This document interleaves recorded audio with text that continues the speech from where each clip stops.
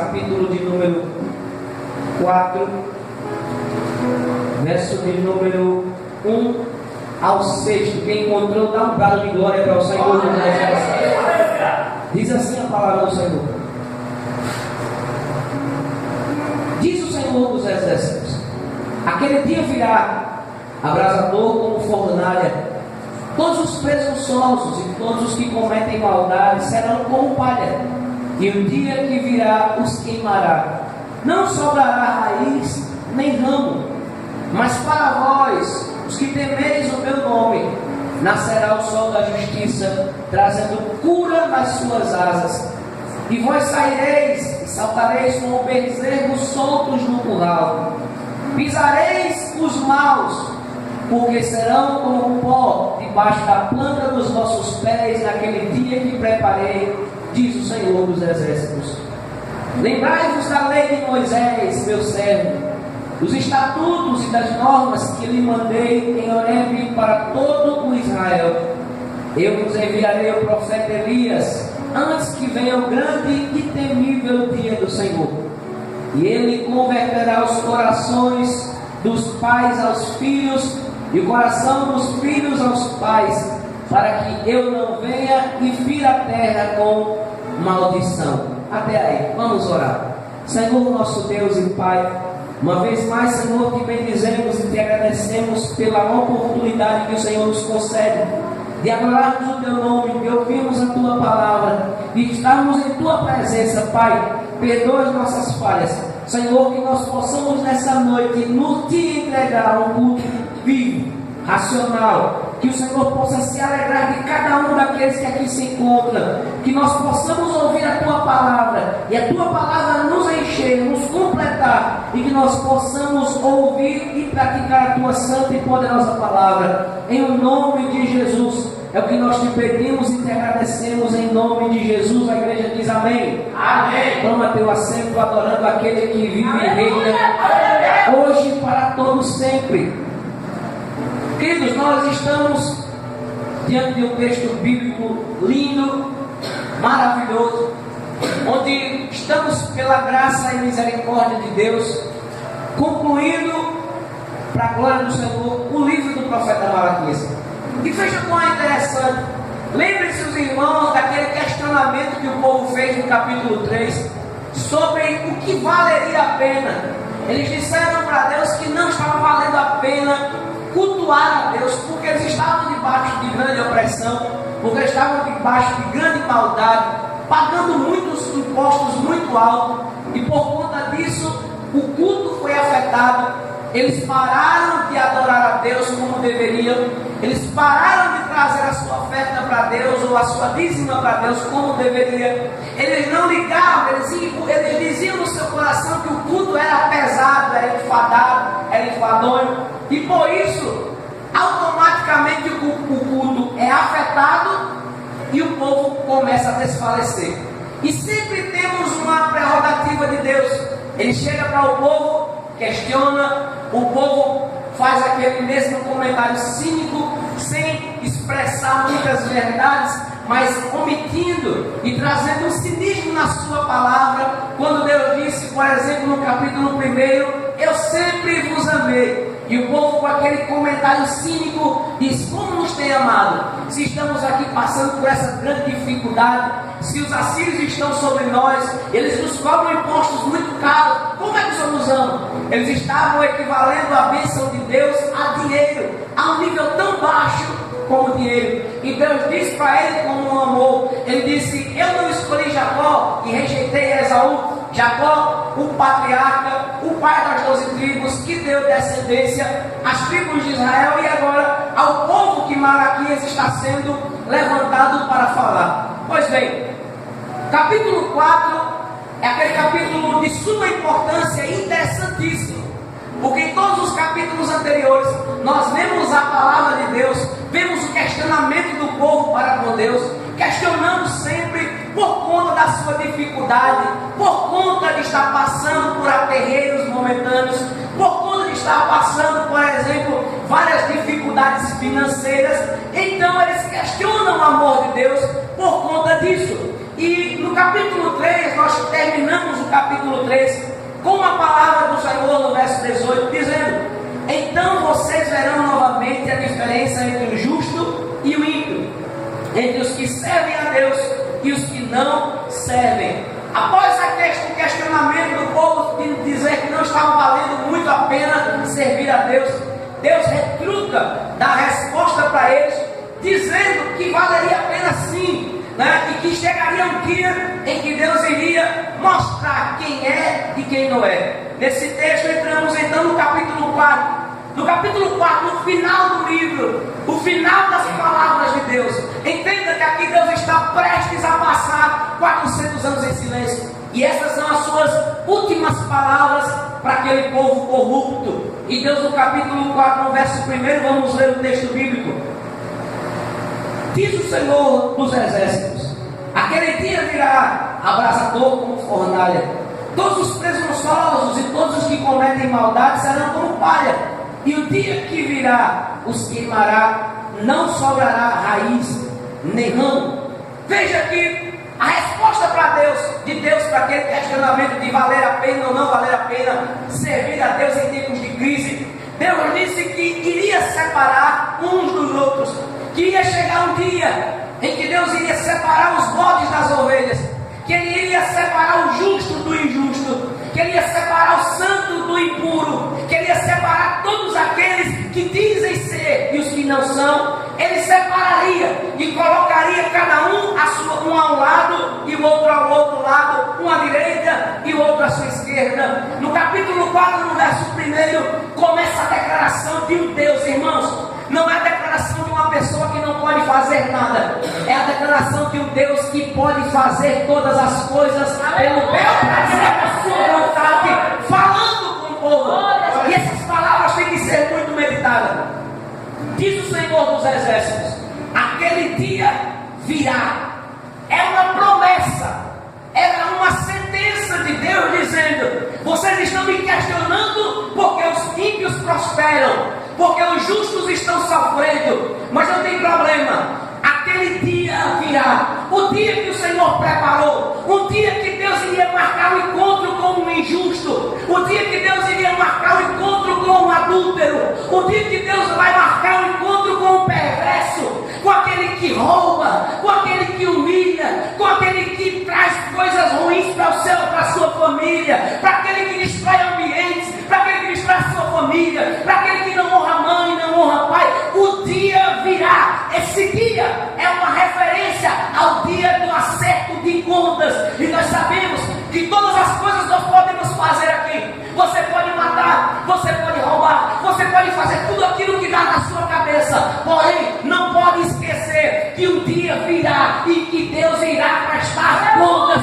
nos chamar para prestar contas. E Ele disse: não se preocupe, diz o Senhor dos Exércitos, aquele dia virá. Irmãos, o dia do Senhor tem que ser temível.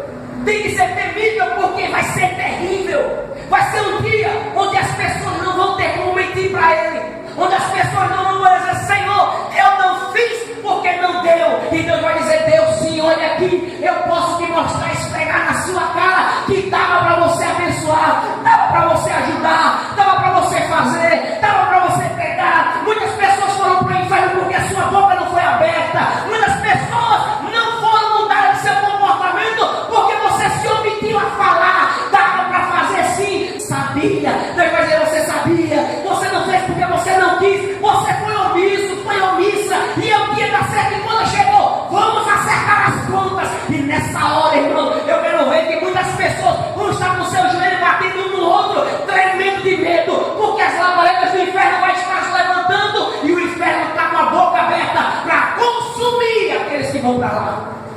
O dia vai chegar.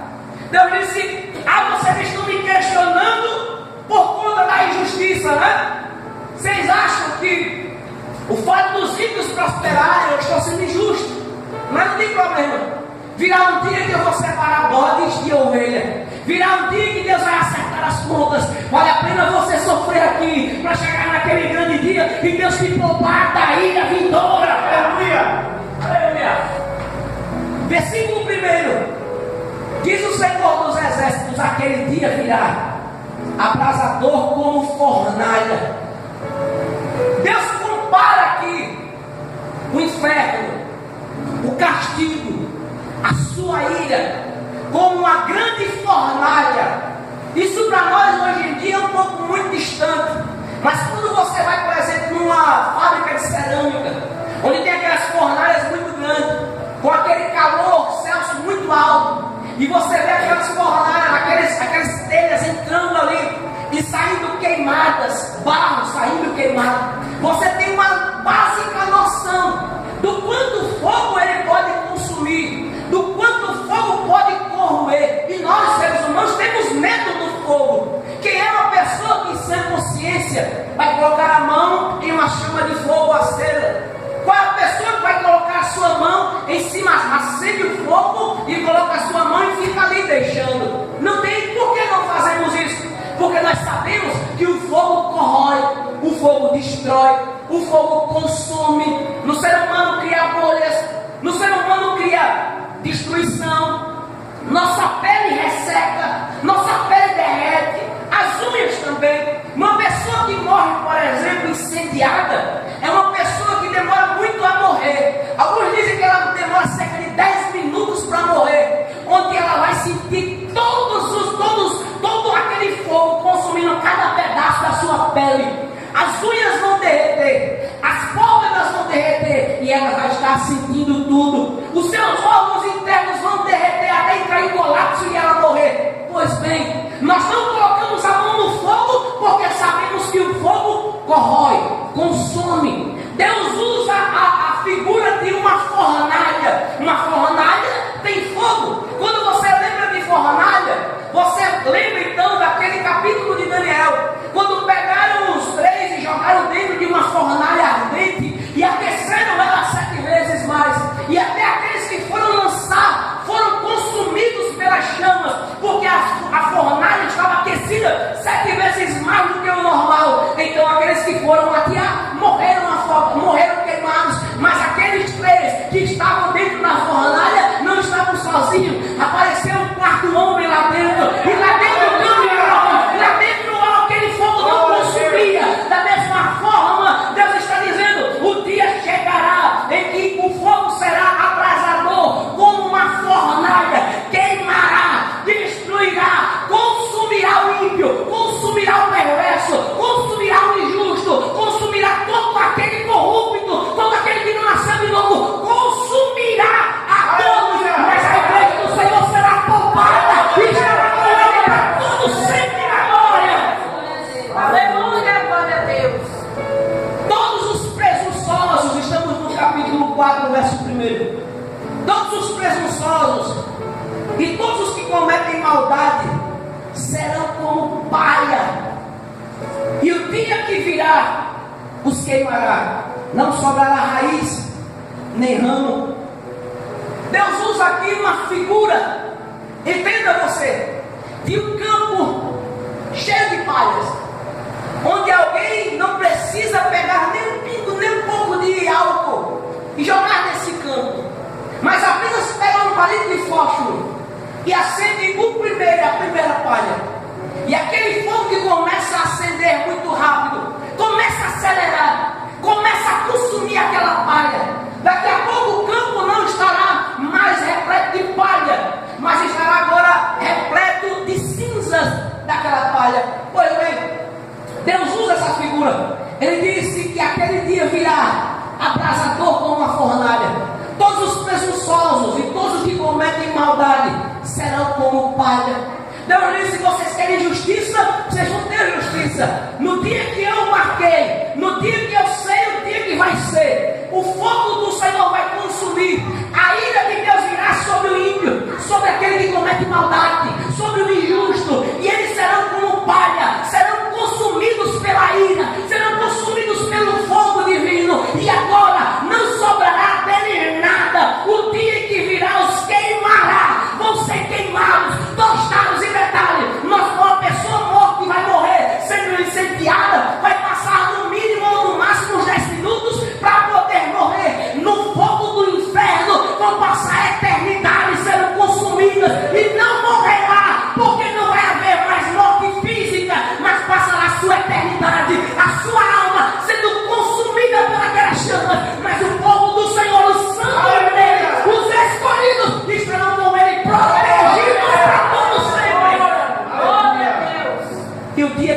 os queimará.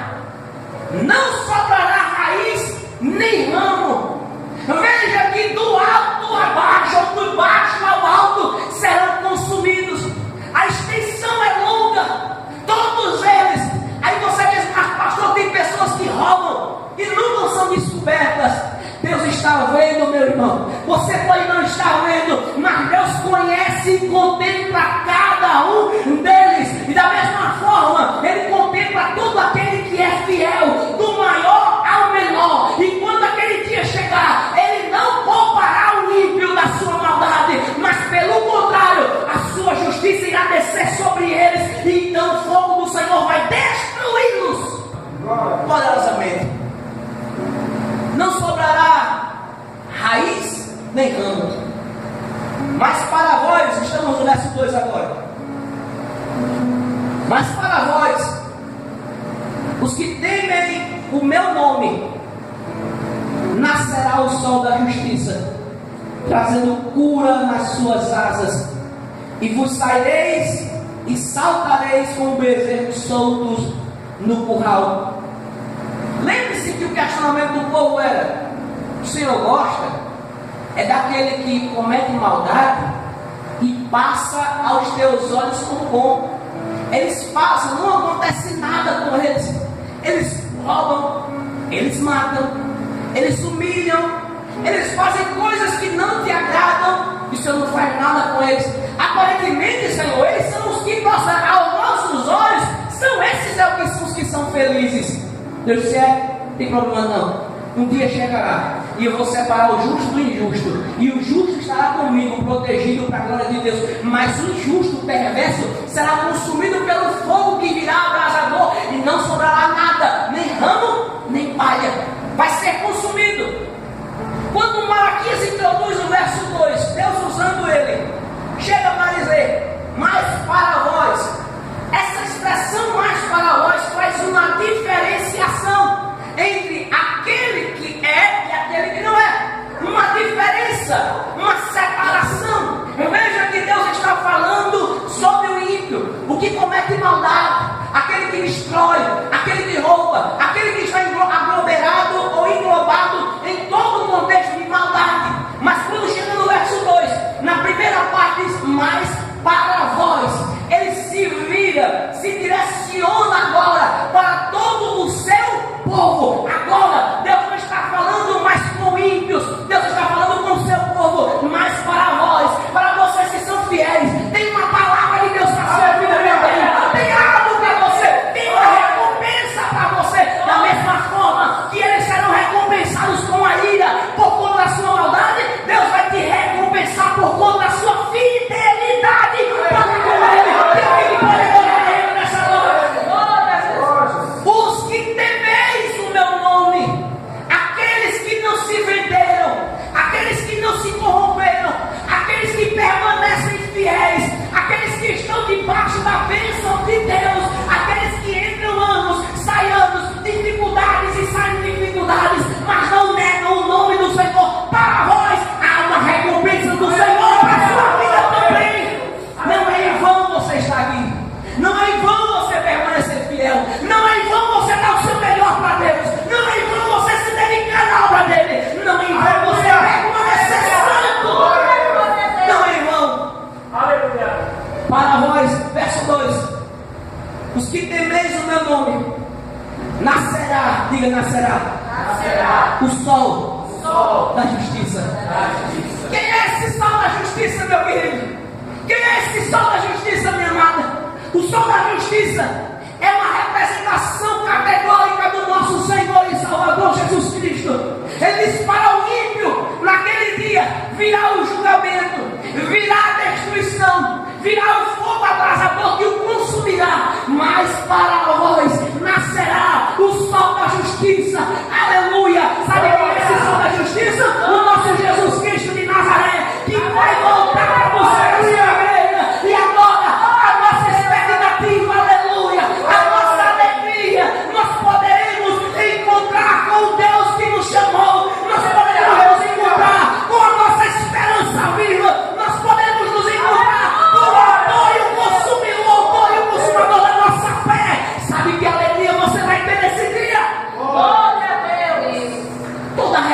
celebração da ceia, todo o simbolismo da ceia, nós olharemos para Cristo e dizemos: esse é o nosso Salvador. Aleluia. E Ele nos encontrará.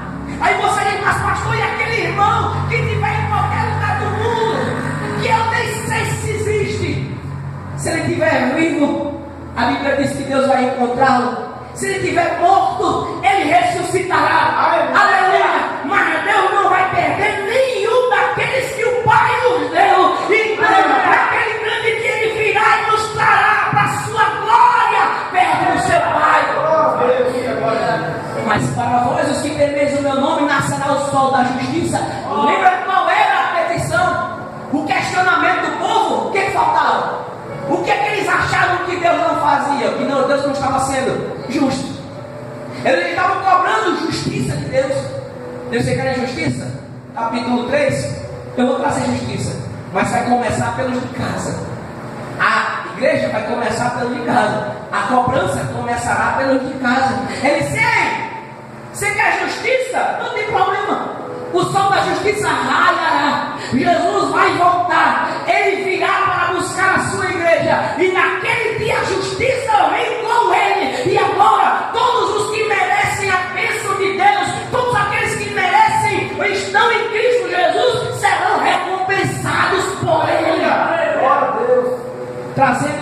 Trazendo cura nas suas asas.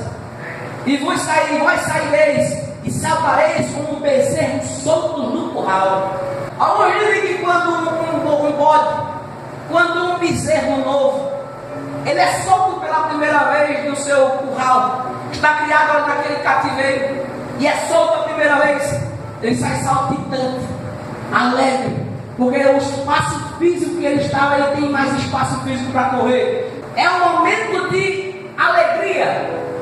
O autor, quando vê aquilo, aquele que está lendo, que está vendo essa cena, entende que aquele animal está alegre, porque ele está saltitante, ele está alegre naquele momento.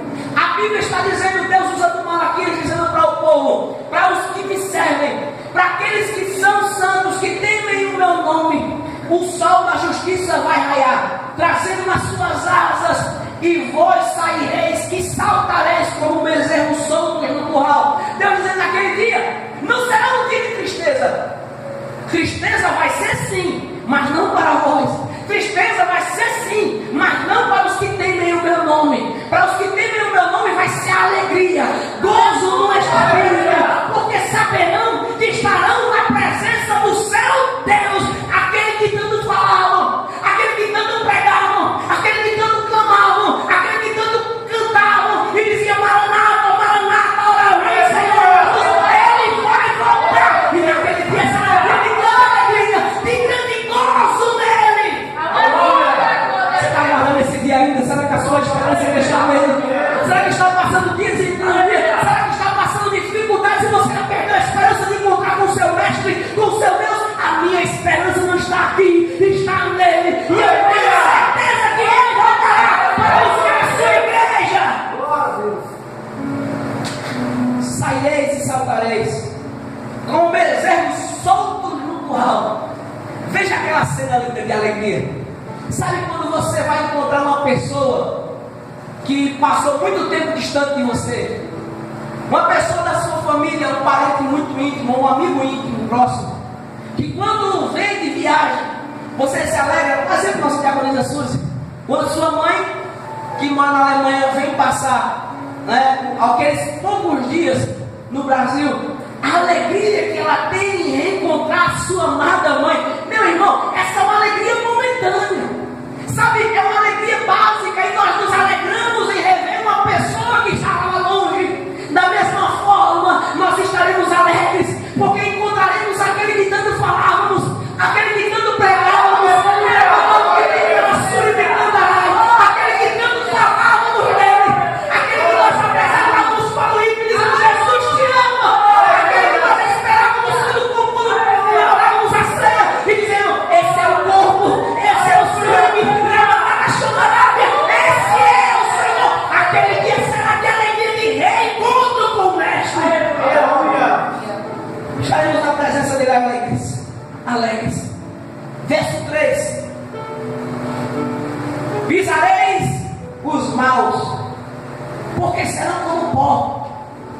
debaixo da planta de vossos pés.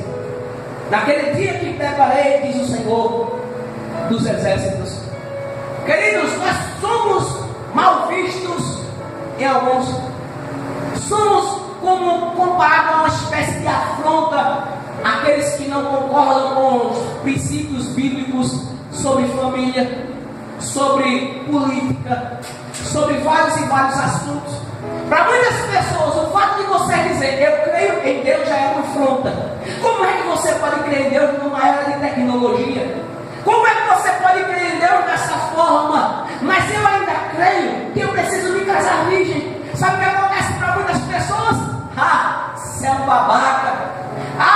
Isso é um retrógrado. Isso é uma pessoa antiquada.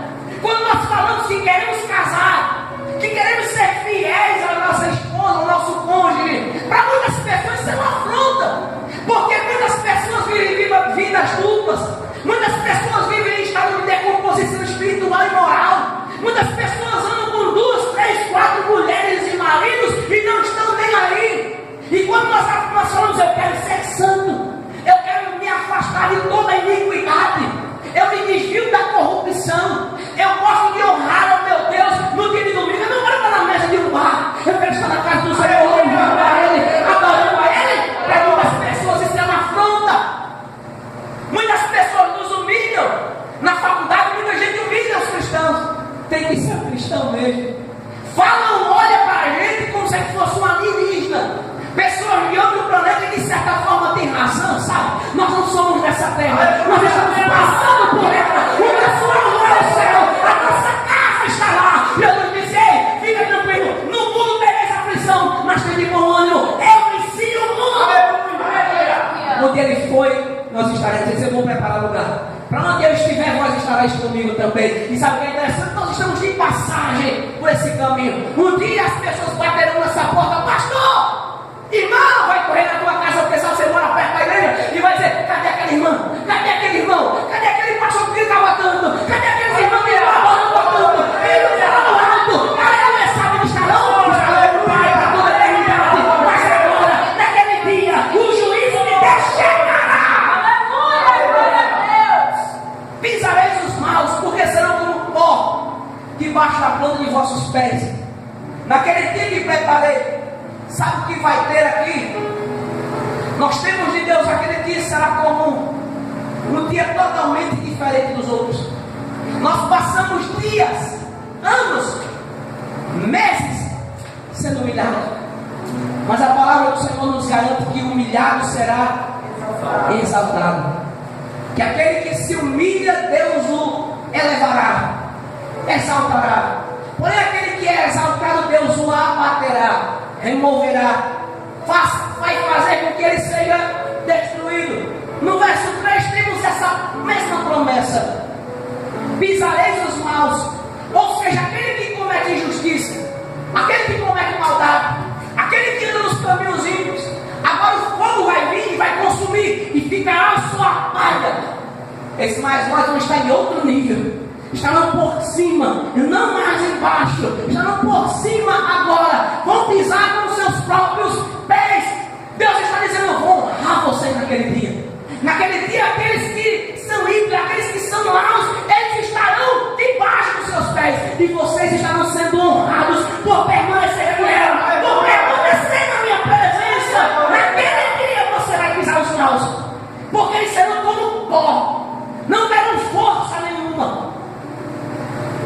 Naquele dia que preparei, diz o Senhor dos exércitos. Verso 3 traz a promessa, então, de exaltação para aquele que permanece fiel. Verso 4: lembrai-vos da lei de Moisés, meu servo, dos estatutos e das normas que lhe mandei em Horebe para todo Israel. Nós já temos de Deus aqui algumas promessas.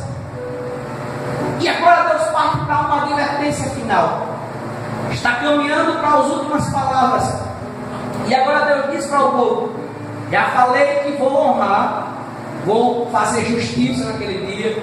Aqueles que aparentemente são felizes agora só vão desfrutar essa mesma riqueza terrena. Mas vocês que temem o meu nome vão desfrutar de uma riqueza eterna em Cristo, que é o sol que raiará um dia. Mas veja só, no verso 4, ele diz: mas lembrai-vos da lei de Moisés, meu servo, dos estatutos, das normas que lhe mandei em Horebe para todo Israel. Deus está fazendo referência aqui mais uma vez à aliança, aos termos da aliança. E ele diz para o povo, usando Malaquias, dizendo: mas lembre-se, vai ter a promessa, vai chegar aquele dia, mas enquanto não chega, permaneça fiel. Enquanto não chega, aparentemente no mundo hoje, você vai ver muitas pessoas roubando e parece que dá certo. Você vai ver muitas pessoas se corrompendo e parece que estão indo muito bem. Você vai ver injustiça. O mal vai continuar aí. Deus suporta o mal. O mal vai continuar aí. Você vai ver muitas pessoas cometendo várias coisas ilícitas e aparentemente vão prosperar.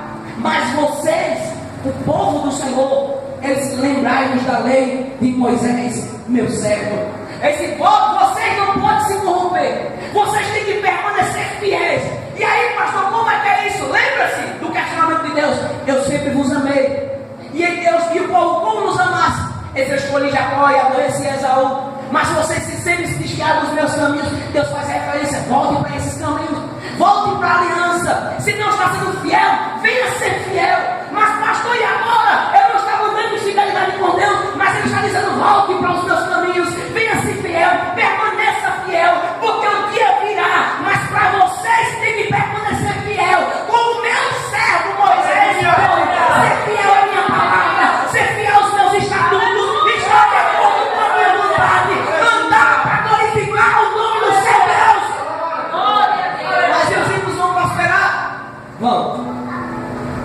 Mas um dia eles acertarão as contas. Mas os maus vão prosperar? Pode ser que sim. Mas eu permaneço fiel.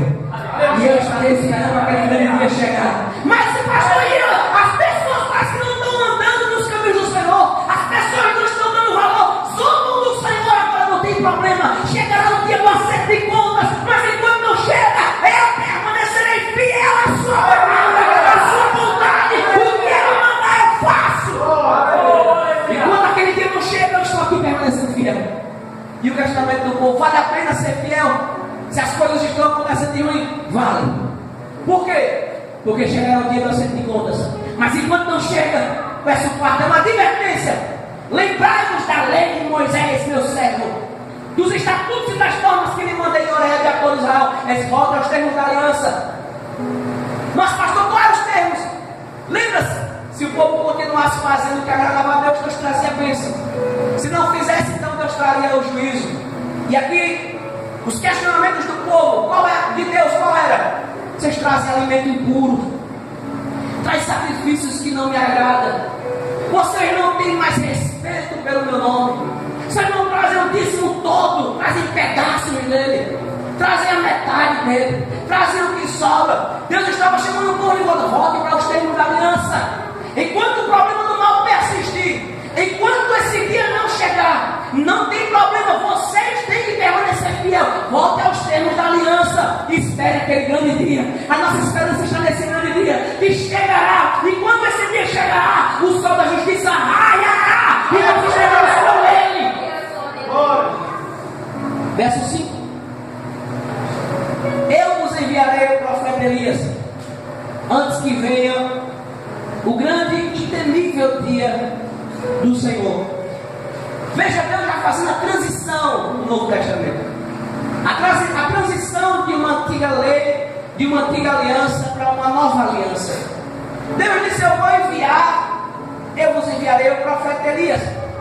Quem conhece um pouco do Antigo Testamento sabe que o profeta Elias foi um dos profetas, ou o profeta mais famoso do Antigo Testamento.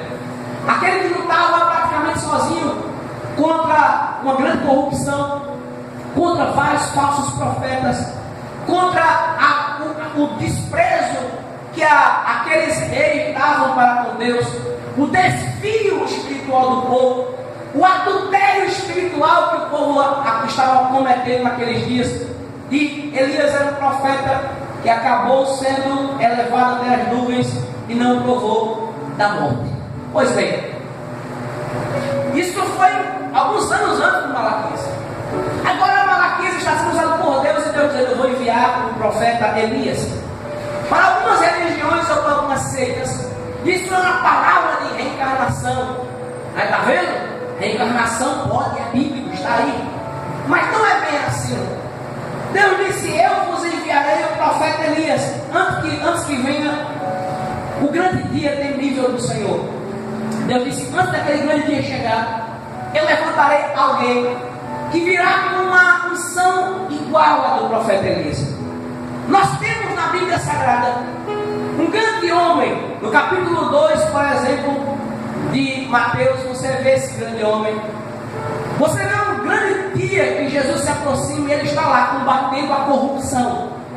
Quando um grande governante está tendo relações íntimas com a mulher do seu irmão, ele chega para esse grande homem e diz que esse homem tem que se arrepender, tem que abandonar aquilo. Agora João Batista, que é o Elias que viria, está fazendo a obra de Deus, combatendo a corrupção moral, combatendo a corrupção religiosa. Quando ele estava pregando, ele dizia: arrependei-vos, porque é chegado o reino de Deus. Ele pregava e queria que o povo se arrependesse. E o grande dia ele disse: eu vos batizo para arrependimento de pecado, mas virá um que eu não sou digno de atar-lhe as sandálias dos seus pés.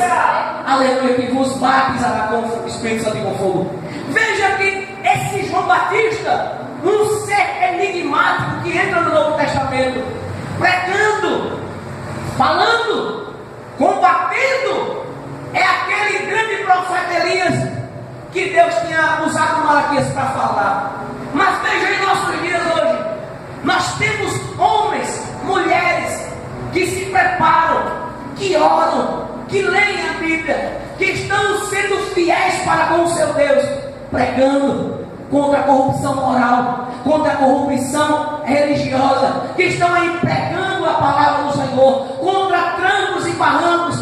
A sua vida é uma vida de pregação contínua. Cada vez que você entra num lugar, entra num local, aquelas pessoas estão te lendo, e a sua vida é uma pregação. E não é a pregação que eles estão vendo. Será que estão vendo uma pregação de um homem fiel, de uma mulher fiel? Ou estão lendo uma pregação de uma pessoa infiel, indigna? Mas sabe o que é interessante? Deus disse: eu vou mandar o profeta Elias, alguém que vai vir na mesma unção de Elias, que vai pregar, que não vai poder até morrer. Elias não morreu, tá bom, mas não foi decapitado. Mas alguém que veio naquela mesma unção, que não se dobre, que não se venda, alguém que esteja continuamente sendo fiel, mesmo que perca a sua cabeça, honrará o Deus que o chamou. Aleluia. Esse homem era o profeta João Batista. João Batista, Jesus dá um testemunho dele e disse: nascido de mulher, não há um homem maior do que João Batista. Porém, todo aquele que hoje se humilha será maior do que João Batista no reino do céu. Todo aquele que faz a vontade do meu Pai, todo aquele que é fiel, será maior do que ele. Veja, no verso 5, Deus está dizendo que enviará, antes que chegue o dia do Senhor, enviará um João e um Elias, uma pessoa que vinha com uma autoridade semelhante, com uma unção semelhante. E João Batista chega e faz um estrago na vida dos corruptos, faz um estrago na vida daqueles que andavam de acordo com a sua própria vontade. Você pode fazer um estrago na vida dessa sociedade corrompida, que se venda, que se troca, que se rebaixa, que não tem princípios. Chegamos então no verso 6, últimas palavras: e ele converterá o coração dos pais aos filhos, e o coração dos filhos aos pais, para que eu não venha e fira a terra com maldição. João Batista vinha, e a mensagem que ele ia trazer, esse Elias, essa representação do Elias, aquele que vinha dessa mesma unção, ele ia converter o coração dos pais aos filhos. O que é isso? Ele ia pregar para muitas pessoas e ensinar os princípios bíblicos. Um pai precisa amar o seu filho, um filho precisa amar o seu pai, e o coração dos filhos aos pais, para que eu não venha e fira a terra com maldição. Fica de pé comigo. Deus está dizendo que o João Batista, ou Elias que viria, seria o baluarte de Deus na terra. Seria alguém que pregaria, que viveria para a glória de Deus. Alguém que converterá o coração dos pais aos filhos e dos filhos aos pais, para que eu não venha e fira a terra com maldição. Veja como termina o texto. A última palavra do capítulo 4, do verso 6, qual é?